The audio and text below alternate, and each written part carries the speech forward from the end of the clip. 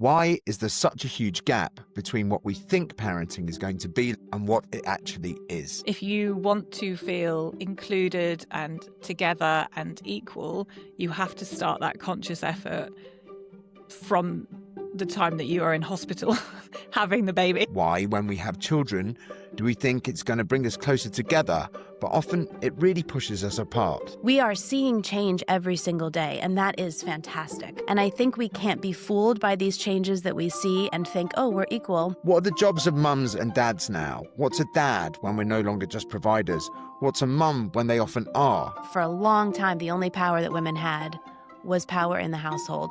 And so when that shifts and changes, women are going to try to subconsciously hold on to that. And if you're the one that brings the family joy every Christmas, and that's where your value is, and now you share that, it decreases your value. What am I supposed to teach or model for my children when I've no idea what the world is going to look like in 5 years' time? We need to be reflecting on what are my belief systems, what are my values, what are the scripts that are existing that I'm living to that may not be true anymore. Like, who do I want to be as a parent? Why did my parents seem to have loads of conviction about these things and I have absolutely none? In this podcast, I talk with experts from all around the world about these problems and hopefully get some wisdom, some insight, and maybe most importantly, some perspective, and find out what it takes to be a happier parent. I'm recording this in October, so knowing what I now know about the mental load, I know that now is the right time to start talking about Christmas. This week, I'm talking to Rachel Childs and Kate Mangino, the hosts of my new favourite podcast, Equalish.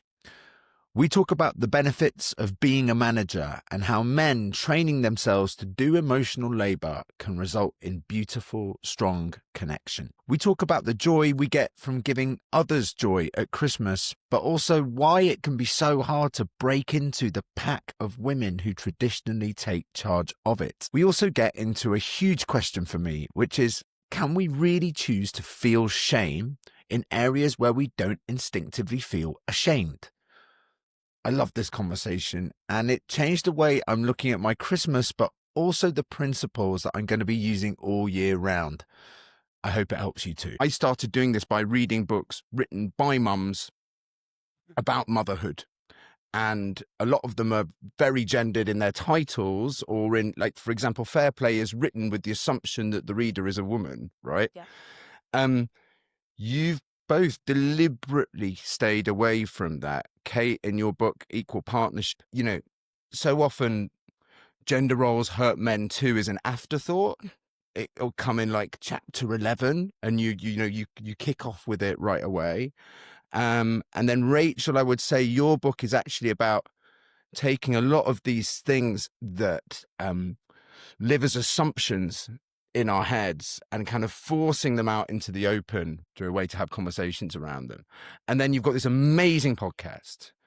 It's now my favorite podcast. I'm sorry, this Jungian life, I still love you, but I love Equalish. Where, I feel you set out your store, your first 3 episodes, 2 guests are dads. Talk to me about what's changed today. I think the role of dad has changed enormously, even since I first became a father 16 years. Kate, your book suggests I might be perceiving that a bit wrong. Just talk to me about where you think we are. Well, first of all, thank you for noticing that. And yes, it was absolutely intentional for both of us. And I think that it's sort of a combination of where we are socially. I could have written this book 20 years ago, and I don't think it would have landed. I've worked in gender equality for 20 years. I have a master's and a PhD, and I've done this work sort of technically, so to speak. And for a long time, we used the word gender, but we really meant women and girls. And this really continued through 2012, 2014. When I started my career in the early 2000s, we all said we care about gender, but we were really just saying we care about women and girls. And it really wasn't until masculinity started to take hold and we started to really think, wait a minute, gender affects all of us. We are all negatively impacted. And if we want to make any headway in equality, it's going to require all of us to be there. There are people that talk about allyship. I think that's great. I don't have a problem with that. But I really think that asking someone to change their life for the benefit of someone else, doesn't work as often as someone changing because it benefits themselves. I think there's a lot of self-motivation. I think there's a lot of selfishness in being equal. And that's what I wanted to capture in my book, because I just didn't think that story was being told. I think in the UK in particular, there's been so much conversation around dads and more vocal conversation around dads in the last 2-3 years, which is creating a movement for change for dads. So I came at the position of we need to have this conversation as a whole, not just about women anymore, because of my previous career in diversity and inclusion, in building mentoring and sponsorship programs largely for women, and in the end getting incredibly frustrated because we were sitting in an echo chamber and not creating change in organizations. Does that answer your question, Alex? Well, no, sorry. Okay. All right. Keep going. No, sorry. It's an amazing point, I guess, and as to why you've done that. I guess I'm looking for a description of what we think the male role is right now. What do dads do? Like, what do you see happening? Like, what are the ideals that dads are living up to? Where we are right now is very different than we were 20 or 30 years ago. We have made great progress. You see dads on the playground. You see dads in the, Tesco aisles with baby Bjorns on their tummies and getting we are seeing change every single day, and that is fantastic. And I think we can't be fooled by these changes that we see and think, oh, we're equal. We have made great progress and we have longer to go. What I see as the most common situation in a mixed sex couple is they are sharing physical tasks. They are sharing cooking the dinner. They are sharing drop off the kids at school. They're sharing laundry. The cognitive labor, the thinking work, still falls on one person over the other. And the emotional labor, the feeling stuff, is still falling on one person. And that unless we're super intentional about it and we say to each other, we want to be different in our household, we're not going to change by default. The default is that one person is going to pick up about 2/3 of the work and one person is going to have about 1/3. Could you give us your shoe store analogy? I think that's a really good way of understanding that from your book. Yeah, which you can't remember. I can see by your face. No. Shoe store. Shoe store. You talk about the difference of this kind of 65-35 split being, if you move that through to an analogy of a shoe store with a regional manager, even if I can do that. Okay. Yes. Thank you, Alex. That's all right. Yes. So I often like to take it into a workplace because I think it just gives us a different perspective. Imagine a manager of a shoe store and what that manager has to do. You are balancing your employees. You're making sure paychecks are paid. You have to figure out what to do when someone's sick. You have to check inventory. You have to restock when inventory gets low. You have to make sure that you're carrying the coolest shoes for back to school so that you're competitive with, the other stores. Even when you clock out at the end of the day and you go home, you still have all this stuff on your mind thinking about what I have to do tomorrow. Your job never really ends. If you're a clerk at the shoe store, you show up at 8 o'clock, you log in, you sell shoes for 6 or 8 hours, and you go home. You're not taking that work with you. You don't care if the woman bought the shoes or didn't buy the shoes. You got your hourly wage. You're moving on. It's ludicrous to think we would pay those two people the same amount of money. One person does much different work and is going to earn a bigger salary, and one person is going to earn an hourly wage.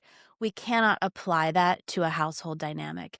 If one person is the cognitive laborer and is doing all the thinking work and all the feeling work and just doling out tasks, please unload the dishwasher, please take the kids to the birthday party, please pick up a pizza for dinner, that's basically being a store manager, and you're nowhere close to equality. If that's how your marriage works, that's awesome. What I'm tired of is people saying that's equality when it's not, because we're not sending the right message to our kids. We're sending the message of, hey, little guy, you can do 1/3 of the housework and claim equality. And hey, daughter, you're going to have to do 2/3 of the work and not get credit for it. And I don't think that's fair. I think if we have an imbalance, let's at least call a spade and say it out loud. Yeah, and then going back actually to your first point, which was, let's talk about the benefits of being the manager, right? Yeah. Because we seem Yeah. to be locked in this cognitive labor, emotional labor is really, really hard, which it is. We'll come on to why. Women don't want to do it anymore, so men, you have to do it now, to be fair. But actually, there's a whole series of benefits to that. But I Yeah. think maybe before we get on to the kind of what's good about it, what's bad about that situation, you know, in your book, Kate, at the beginning, you had some kind of quotes from men, and one of them that jumped out at me was this guy saying, you know, I didn't get married to be served. You know, I married to be in service. But I was like, what? Like, that is not what it felt like to me, having young children. You know, I remember kind of having one or two children on me and my wife kind of summoning me from like a room upstairs and me kind of like, wow, God, like, you know, going up, and then she'd list like this kind of the bunch of stuff that she wanted to do. And I was like, what? Sorry, what's happened? Like, do you want me to, are we in Game of Thrones? Do you want me to take a knee whilst you kind of deliver this edict? Like, and it was such a bad situation for both of us, this kind of manager drone thing. And I was like, It's what? not sexy. It's It's not not. good. Like, we were both furious with it. Neither of us wanted those roles. And as you say, No. like, unless we are mindful of it, they will just sneak up on us. Exactly. And then, Rachel, what you do with your book is you're like, you can get to this before you have kids, like before the birth, right? Yeah, exactly. Because I mean, a big part of my mission is like all of these conversations need to happen and be formally part of every single antenatal program that exists. Like right now, we are so focused on, in antenatal programs, what drugs should you have? Like, how do you want to give birth? Create your labor plan, and you know, what do you pack in the hospital bag? Nobody is talking about what actually happens after the birth.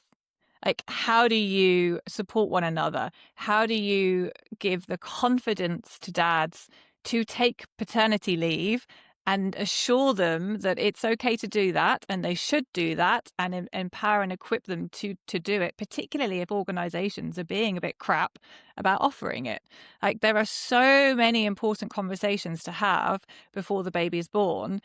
Granted, it's also a very overwhelming time. There is a limit to what you can talk about, but I think it's really important to just open our awareness to the fact that society is biased. The NHS, the National Health Service, is biased. Society is actively pushing dads away still. If you want to feel included and together and equal, you have to start that conscious effort from the time that you are in hospital having the baby, and that takes a lot of conscious effort to be able to do that. People think it's just us. It's just us in our home and how we work with our partner. It's the system. It's everything. It's the hospital. It's the teachers. It's the daycare people. It's your pediatrician. It's your in-laws. It's the entire care system. To take that a step further from it not just being about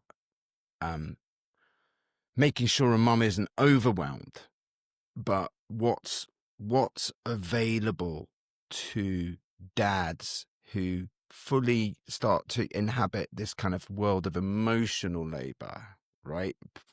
Caregiving, right? We're talking about deeply caring for other people in a way that I've never been trained to do, and no one's ever told me was good or manly, right? Like, I think it's, you know, when I'm fascinated by where all these ideals come from, and I'm like, I look at the movies I grew up with good dads, and the good dads took their kids to the ball game, right? Or they played with their kids, or they goofed Fun around, dad. right? Fun They were dad. fun, and they showed up. Like every Christmas movie ever is a man realizing that, oh, my family can be as important as work, right? And that's the kind of that's a very simple level that kind of dad guilt lives on.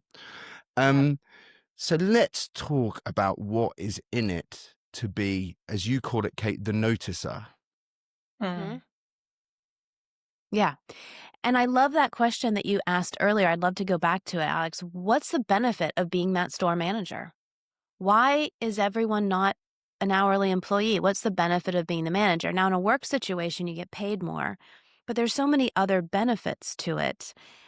So, okay, let me go back to, I'm trying to answer your two questions at once. The noticer, I think it's the same question. It's the same question. Okay. I talk about the noticer in my book as the person who just notices what has to be done. You don't have to be told that there's a load of dry clothes in the laundry and it needs to be folded and put away and put in kids' drawers. You notice that your kids aren't eating a certain kind of cereal anymore, so you switch to something else. It's the anticipation of needs, the noticing what's happening in your house and making small shifts and changes all the time to meet the needs of your family. And we socialize girls to notice. And we socialize girls that they are going to be rewarded and valued for that noticing. And we do not raise little boys to notice. And we don't teach boys that noticing is masculine or that you're going to benefit from noticing. No one ever tells you when you're 15 that your wife is going to find it incredibly hot if you do the laundry without being asked, right? That's not any conversation that we're having. And so I think we not totally only missing from every porno I've ever watched. Totally missing from, but like laundry porn could absolutely be a thing. Laundry porn is real porn. Let's start a campaign. I just think we can't have this conversation about couples without also linking in the way that we're raising kids, because a lot of it is socialized behavior. And you're right, you weren't trained to care in that way. That wasn't part of your upbringing. So you're like learning it in real time when you have an infant in your hands and you have to figure it out. And that's what a lot of dads are faced with. But we could do better than that. The minute I read that in your book, Kate, when I first read your book, I immediately implemented noticing time at home. I was like, right, kids, we're going to start doing a new thing every day. We're going to have 5 minutes noticing time. And they're sick of me saying, I'm noticing that this is still on the table. Did it work? I'm curious. Did it work in your house? It's habits, isn't it? Sometimes it works, sometimes it doesn't. But they're getting there. They do enjoy the forced noticing time, and we're like, right, we're going to go and do it. We're going to notice what's missed, what's out, and we're just going to put it away. Let's go, and then set the timer and just do it. Yeah, we do family noticing time most often now. We'll just be like when the house is an absolute mess and it's Saturday morning and you're like, I can't live here. Set the timer for an hour and all four of us have to notice, and then they don't feel like they are oppressed. They feel like it's a family activity. So what you've done there, Rachel, is tied that noticing to mess, which is my big family row. I'm fascinated because Kate says she's the messy one. But actually the noticing in your book isn't just about mess. It's kind of, you give the example of sorting out your kids' school bag and taping up their binders and sharpening all their pencils and these lovely displays of love. I want to tie this into Christmas. Okay. Because just to say, right, this is mid-October. I've now been kind of reading these books and trying to kind of get my head around all this stuff for 2 years. 2 Christmases now have gone by where, like, first year I was like, right, it's early December. What are we doing for Christmas? I'm all in. And my wife's like, Christmas is sorted, you arsehole. I'm planning the summer holiday, right? Like, and then last Christmas I was like, mid-November. And she's like, no, you've missed it again. All right. So this is going to be the Christmas episode. And so I'm like, okay, I want to try and deal with this idea that basically you are the one who is going to be judged on how our Christmas looks. So for me, that means that I'm not going to have the final say. I'm not actually going to be the manager, the store manager on this bit. What are the areas which you can hand over to me without having this kind of emotional panic around it, right? That because you're going to be judged. And so one of the things that she's given me, which is pure emotional labor, is the fact that there's only a certain number of people who can come to our house for Christmas. I've got to manage the family members and when they can come. And I was like, that's awful. That's a terrible job. She's like, Yeah, and you're gonna do it. Yeah. Right. So I think it's really interesting that as men, I see doing more and more housework, which actually costs us nothing. It really fits into that kind of masculine, good man, work hard. Right. I can do more stuff. Right. That's kind of quite easy. It's low hanging fruit. Whereas this kind of managing of other people, which is, I think it's inherently stressful, but then there are huge rewards.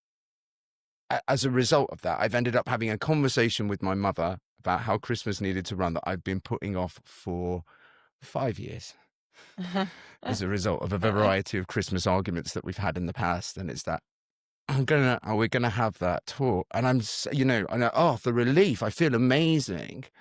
Tell me, what are the other things that we can get men to do that they're gonna find rewarding? And talk to me about Christmas. Hey, so Alex, you gave us a heads up. I woke up this morning to an email from you saying, I'd like to talk about Christmas. So the first thing I did as I'm making my morning tea is I turn to my husband and I say, talk to me about Christmas. What's in it for you? Why? Because my husband takes gift buying very seriously, and he takes the lead on gifts. It started with the kids, and now it's actually kind of gone to other members of the family as well.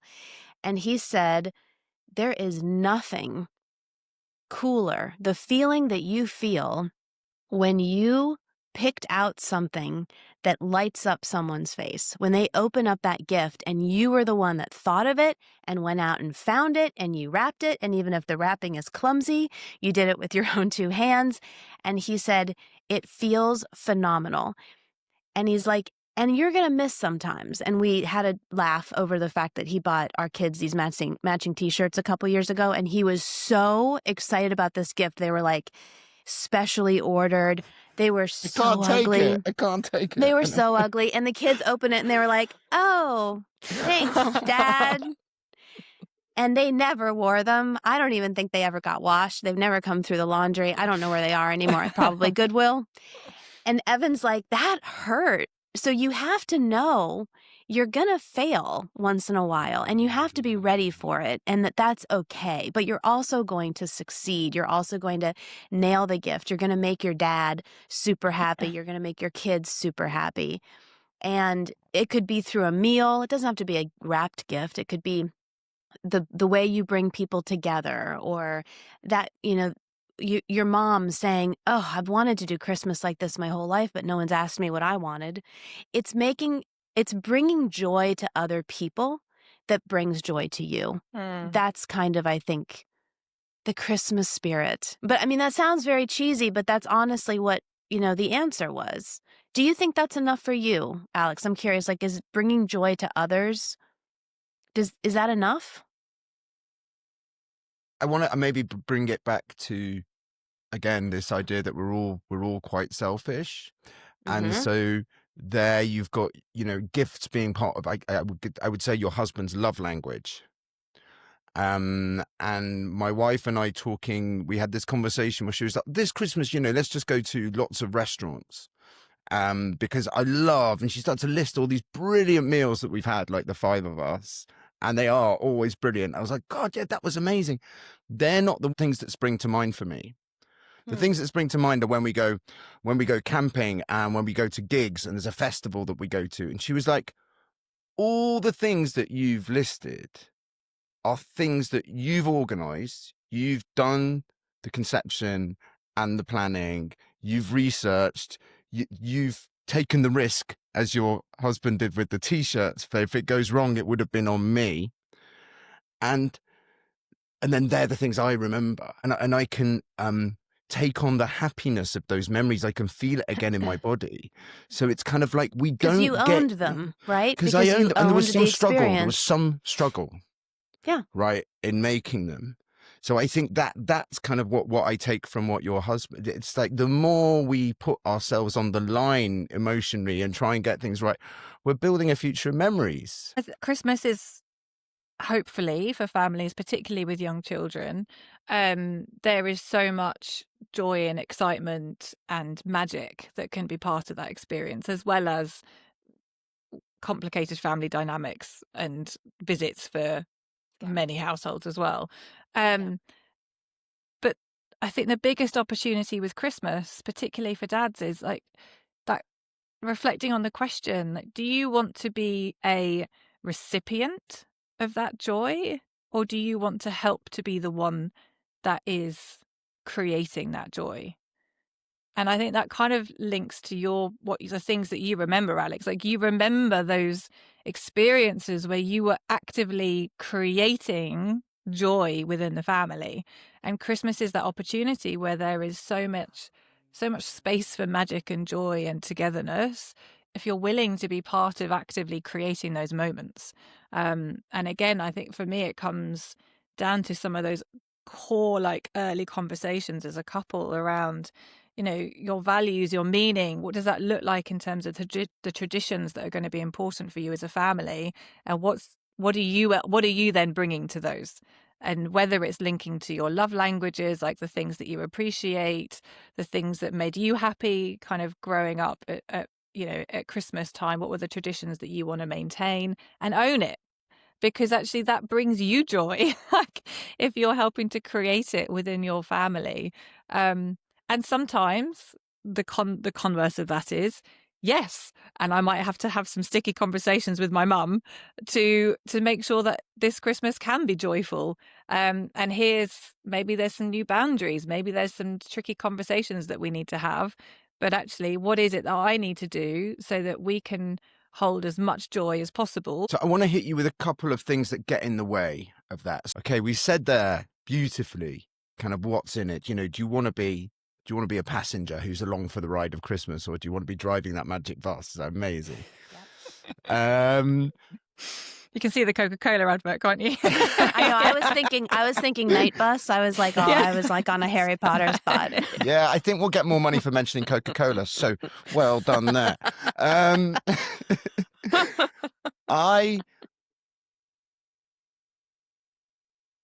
A lot of the outrage I come across online is basically saying, why? How have we got to this situation where women are working and they're doing all these things? And I understand the outrage, but actually, in some ways, I find it less surprising that if we look 70 years ago, the only place that women were able to express themselves or had any power at all was in the home. Mm-hmm. And a lot of that power, as power always is, has been fiercely guarded. And I really think of this around Christmas time, that often the decisions and the things we are talking about now are made by groups of women. There'll be like all on a WhatsApp group together, or, my mum wants to talk to Eloise about it. Not sort of in a, this is our cross to bear, but also as a way to connect with her daughter-in-law in a way that she thinks is kind of good and proper. And I also think Christmas is the time where I see the most eye rolling at men and, our cat-handed attempts to do whatever. There's this real, which I get it. We can laugh at men because it's kind of punching up. But actually, the punchline of that joke depends on us saying that women are really better at kind of drudgery. It's like, it's not actually a good joke for women that men are all useless at domestic stuff. Yeah. So how do it feels like men sometimes have to break in to those worlds. I think, so I'm going to put in a shameless plug we have an upcoming episode completely devoted to gatekeeping with an amazing academic, Sarah Shapi Sullivan. I think this is a gatekeeping issue. I think that gatekeeping happens, and you're right, for a long time, the only power that women had was power in the household. And so when that shifts and changes, women are going to try to subconsciously hold on to that. Because if you only have power in the home and you give that up, what do you have left? And if you're the one that brings the family joy every Christmas and that's where your value is, and now you share that, it decreases your value. And I don't think people are making that intentional decision, but I think it's a feeling that just kind of happens in the back of our minds. That's why it needs to be a conversation. That's why you have to kind of tackle it and say things out loud, not just make changes in your relationship, but say it out loud. Let's share the value of Christmas. Let's share the value of earning income. Let's share, let's talk about all the ways that we are taking care of our family together. Because I do think that women guard holidays. They protect things. They guard Halloween costumes, as that's a big thing coming up in the States very soon. The kids' first day of school outfit, whatever it is, there's all of these calendar events throughout the year. And women are raised to think that our value of what we bring to the family is how well we do with all of these events. So if we pass them off and share them, what do we have left?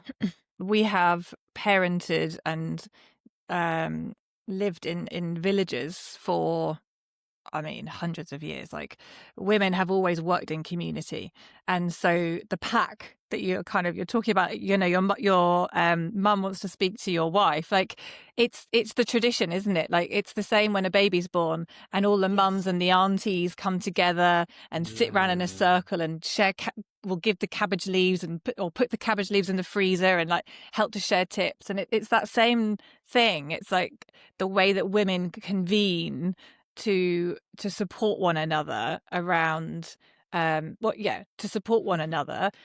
But so much of that, so much of that. Why did you do that? Why did you do that? Oh, because there's so much competition in the pack as well. I mean, there's so much like who's making the better roast and who does it. It's not just, I think there's something, an air of support, but it's not always, we don't always feel supported. Thanks for being honest about that. That was awesome. Yeah. You can see it in all the housewives of programs, can't you? It's fill all in the blank. Exactly. But that's also so then when you're talking about Christmas, the traditions exist because they're the role models that have existed for the last 100+ years, and those traditions have been held very tightly, and we are the generation that is trying to shift that. And to change traditions takes time. And it's that consciousness, it's the realizing it's happening, and it's that ability to then together as a couple say, oh, this is how we're doing it differently. That's hard to do. It's hard. And it's going to take, and it will take another, however many years to change it. But the more that we can start to say those things together now, again, it's that role modeling to our children. So it's kind of like, let's work together to break the pack and role model to our children the thing that we want to do differently, because then when we're the ones that leading the pack as grandparents, we're going to be the ones that are kind of more inclusive, and it's not just going to be the harem of women sitting together in the kitchen while the dads are in the living room watching football. Right, but then also to come back to the kind of benefit from God, it's so good, because this is why you've got to have a podcast for this stuff, and social media doesn't work because that is so complicated. There's the judgment, there's competitiveness, but there is overall benefit there to doing it. So it's so complex. But when you mention the grandparents, I think another thing we see at Christmas, we've all got one in one of our families somewhere, is an older man who basically has been, it's a comedic trope, right? But his role has been diminished and diminished and diminished until he's just eye rolled at. His wife is like, he's useless. The guy he literally can't do anything for himself anymore. He's been infantilized, and she's kind of locked herself into a caring role for all eternity. And it's like, you do not want to be that guy. No. Your wife doesn't want to be that woman. Don't let it happen. But take it back to its root, Alex. There is a gender norm that is at the root of all of these ideas that we have, that women are caregivers and men are breadwinners. But caregiving is a lifelong job, and breadwinning ends. At some point, you're going to retire. You're not going to work anymore. And so if you don't take on some caregiving roles, Does your value end when you retire? That poor guy, I mean, he's annoying. We all know him. We all have one, as you said. And I also have empathy for that because he was raised to think that his value in the family was working. And ever since he retired, what does he bring? And he doesn't even know how to contribute anymore. So there's another benefit right there. If you want your life to continue, we're living so long now, 80, 85, 90. If you want your life to have quality until the last day, as opposed to ending when you retire at 65, step up now, form those relationships, because Christmas is a cycle. You bring joy to other people, and that brings you immediate joy. But then that person feels seen, feels heard, feels important, feels respected. It forms a deeper relationship. So they come to you with a problem or good news, or they want you to be part of their holiday, or they want you to be part of their celebration. And then that builds the relationship stronger. So Christmas, for a lot of families, it's like the grand King Poobah of holidays, and there's so much emotion tied up in it. But the joy that you can build can last much longer than 1 or 2 days or a season. Yeah, and I feel like we're talking about principles that we can then feed into our lives all year round. Yes, Right. yes, yes. I want to do a plug for you. If you want to hear a man talking powerfully and stridently about the shitty hand that men in this generation have been dealt, whilst in the same breath advocating for us taking personal responsibility, your third episode with Marvin Harrison it was unbelievable. It was so good. I really encourage everyone to go out and listen to that episode 3. Yeah, thank you, Alex. And also, I just checked, Sarah Shoppy Sullivan's episode on maternal gatekeeping is coming out on the 10th of November. For us, it's so important to have the conversation that is both sides of the coin, the maternal gatekeeping and what are we doing? And then how do you share the emotional labour? I think just leading on what Kate was saying there about the men in our families that exist. I heard a really powerful talk from a dad talking about his relationship with his children, and he didn't have one, and he didn't have that ability for his teenager to be able to come to him and have a relationship where they could have a real conversation, because he hadn't put the time in, because he hadn't learnt how to be emotionally vulnerable, to be able to have a conversation that didn't always result in solving a problem, but created a space where he could just be present and his teenager could just share their experiences and troubles and struggles in a safe way. And this is what caregiving brings, because for many dads, let's be honest, you don't have the role models. Your dad was out at work. It was your mum that was the caregiver, the one that was the emotional support, the one that was there with the hugs, the one that was there to say, like, tell me how you're hurt and how let's like work it through together. Like, not many men have got dads who did that for them. And learning that skill to be able to be that dad for your children is really hard. It's probably one of the hardest skills to learn, actually, for many dads, to build that emotional connection.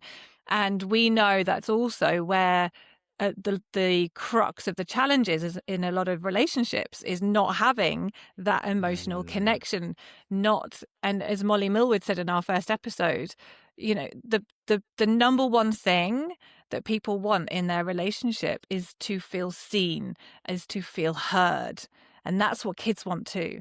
And the best way to learn how to do that is to be a dad that is present, that is there, that is providing that emotional support beyond trying to do discipline, telling your children to be good, to follow rules, to, pick themselves up after they've had a fall. Like, let them be there when they're crying to help them resolve it. I think your book, Rachel, and it talks about male and female communication, things that men do, things that women do, and it's like, you're talking about talking to partners, but it's like, don't rush straight to solutions.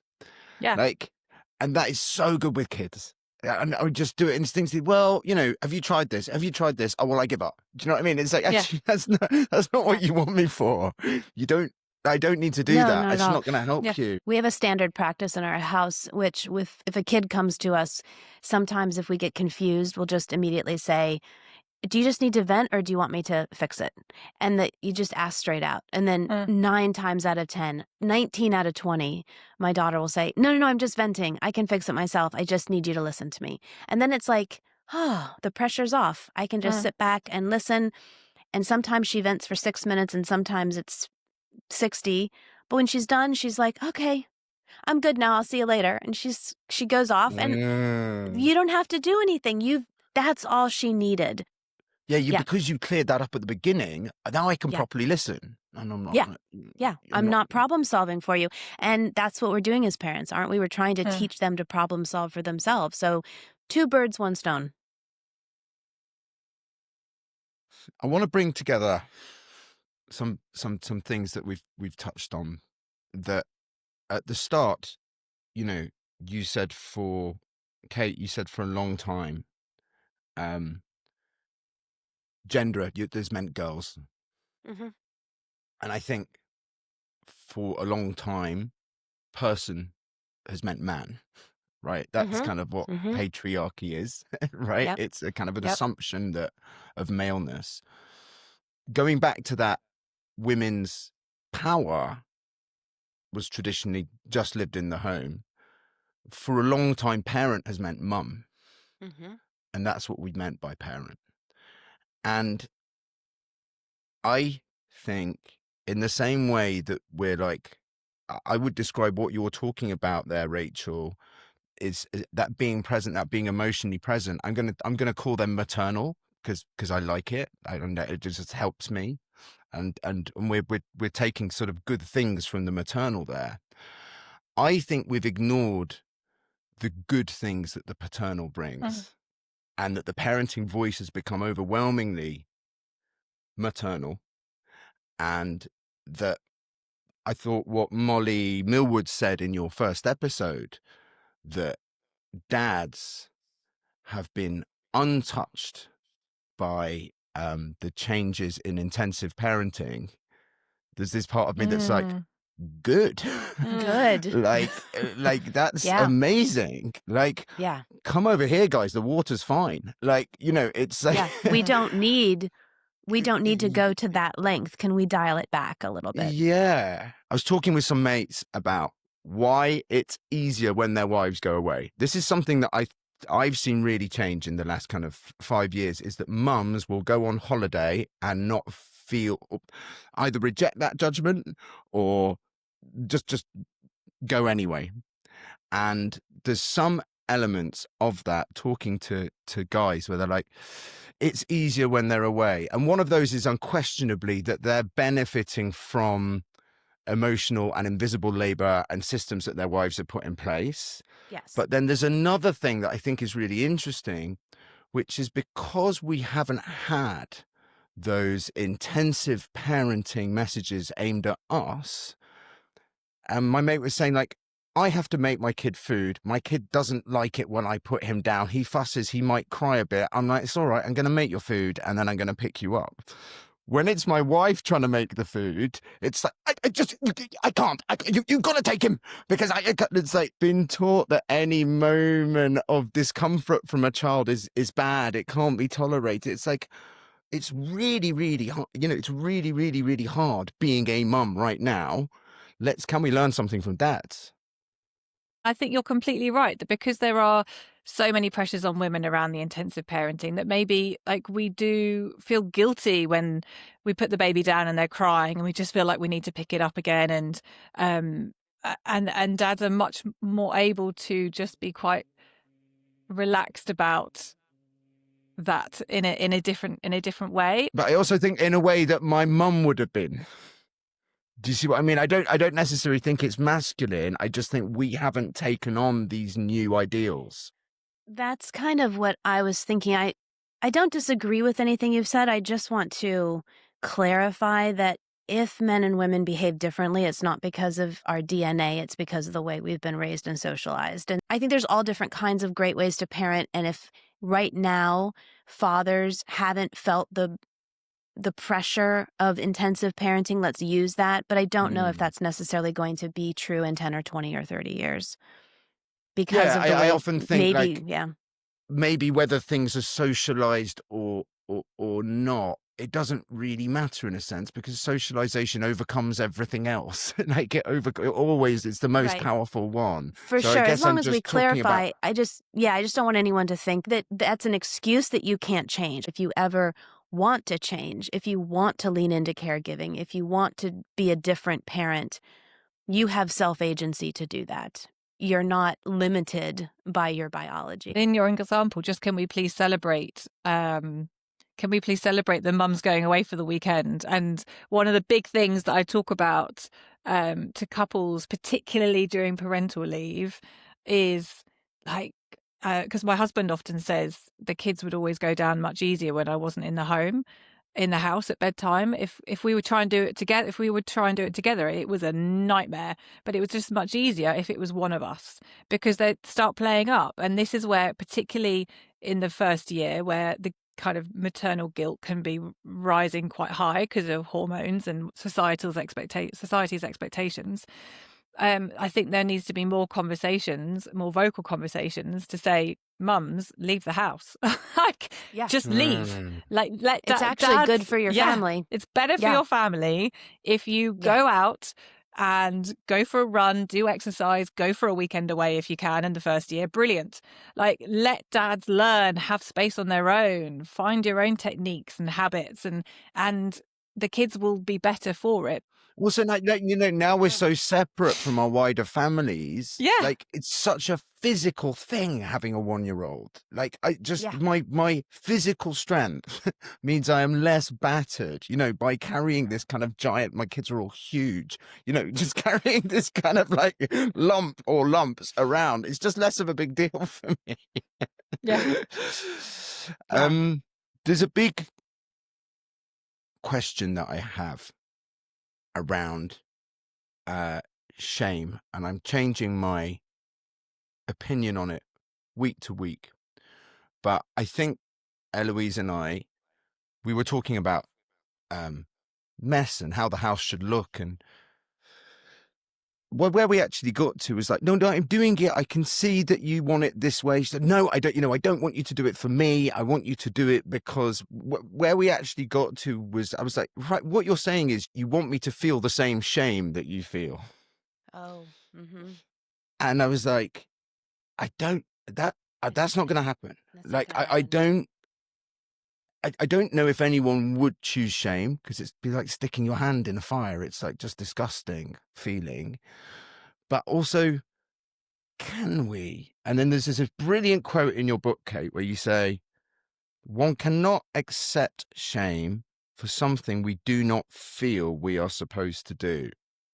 And I just wanted to kind of drill down into that, because your choice of words, you've said one cannot accept shame rather than feel. Go on. I'm really, and if you're like, Alex, sorry, I wasn't really thinking about it. Oh, no. Bless you. I mean, anyone who's written a book, you stress over every sentence, right? I mean, every sentence is like, well, I stressed over every single sentence. So when someone actually reads it and they're like, hey, this is a good sentence, thank you. So you just made my day. Okay, so first of all, I just want to separate quickly. Guilt is something that you did. Guilt is usually tied to an action, whereas shame is often tied to who we are. So when I use the word shame, it's tied to like our identity and who we are as an individual, just to clarify that. And I believe that shame has to be accepted to work. If you try to shame me because I don't cook, I don't care. I'm not going to accept that shame because I don't believe it. And it took me some years to work through that. And now I'm okay with it. I will just kind of laugh it off. I don't need to cook. That's my husband's job. Not everyone. I set a beautiful table. I can buy lovely flowers and I will clean the bathroom for you if we have guests. But I'm not going to cook and I'm not going to accept the shame that I don't. I think that it's something that you can work through.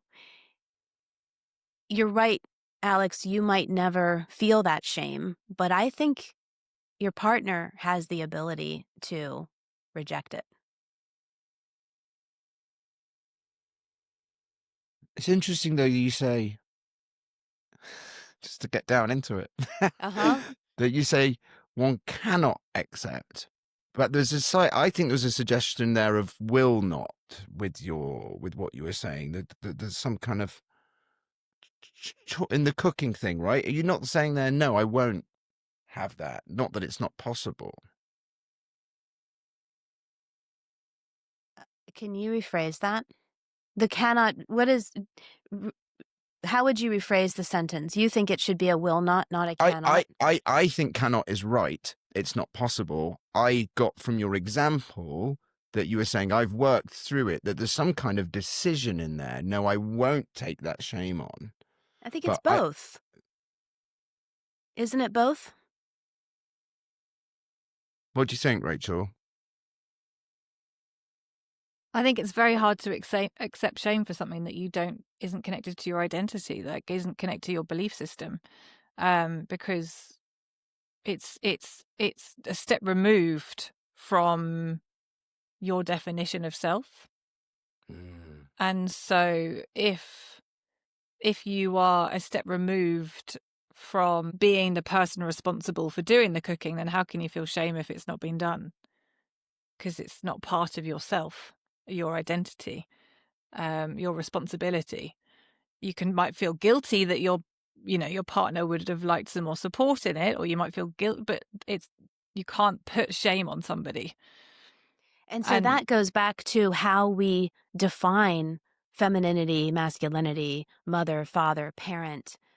If you think about what we attach to those identities, that can change over time, right? Maybe at 10 years old, we thought being a good mother meant putting a hot meal on the table every night. But at 40, we've evolved to think it's different.